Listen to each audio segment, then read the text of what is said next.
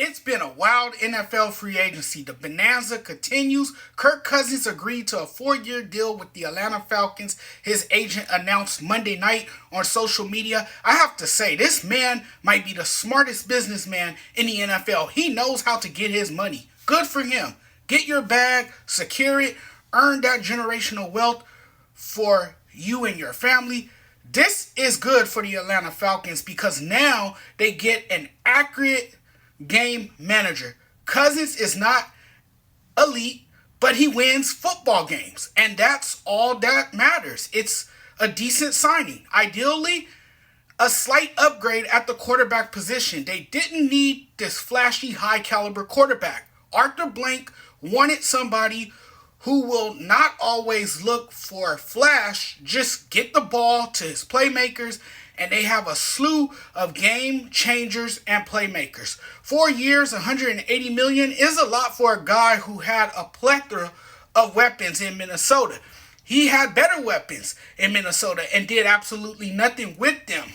Look at the weapons he's had in Minnesota with guys like Dalvin Cook, Adam Thielen, Stephon Diggs, and Justin Jefferson, and the money he was paid, and the Vikings in his time there, he only made the playoffs twice and won once. The crazy thing is, he's always putting up good numbers. Cousins is the best worst quarterback I've seen. Half bust, half elite, effective, ineffective, consistent, inconsistent, authentic, fake, talented, untalented, shaky, stable. That's what you're getting in a quarterback like Cousins. It's a hit or miss with him every time. It's hard to really identify him, to really say what he is. The nicest words to describe him would be a game manager who wins football games. It's a polarizing move for sure, a curious move to some, and overpay in many people's eyes. He'll be 36 by the time the season starts, coming off a torn Achilles, and has been criticized for his inability to win enough big games or take his teams on deep playoff runs. Atlanta is betting that his good traits can be accentuated.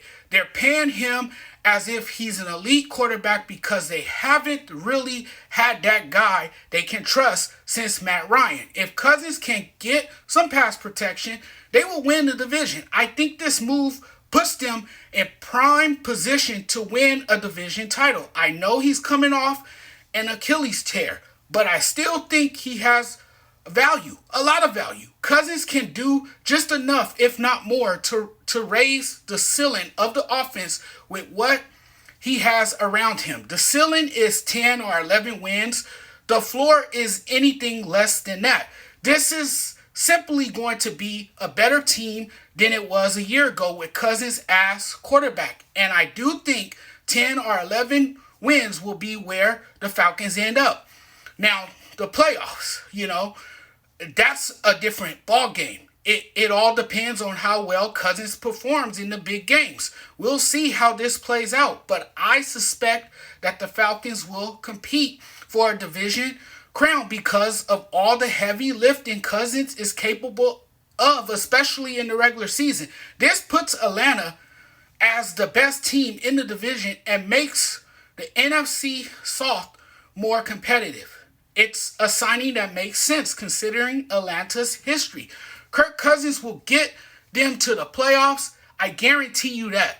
Cousins is a strong fit for a familiar offensive system. He'll operate under head coach Raheem Morris, who was with Cousins in Washington and with Kevin O'Connell in Los Angeles, and offensive coordinator Zach Robinson, who was with O'Connell in Los Angeles. Cousins spent the last 2 seasons under O'Connell, and looking at his stats from last season showing his ability to be efficient and avoid mistakes, the numbers show that Cousins could maintain that efficiency.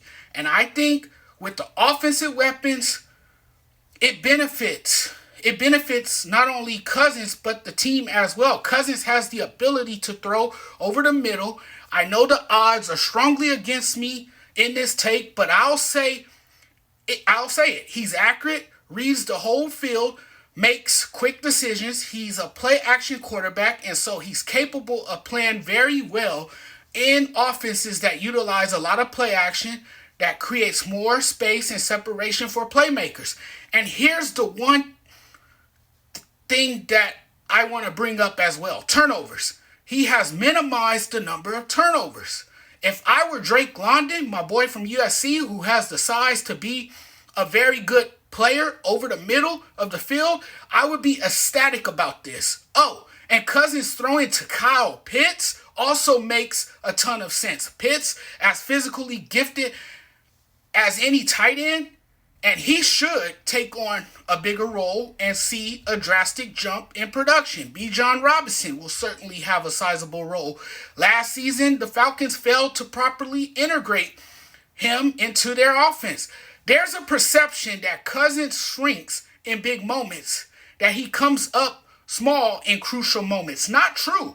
There's nothing pretty about his primetime record, but he's actually really good in late game situations.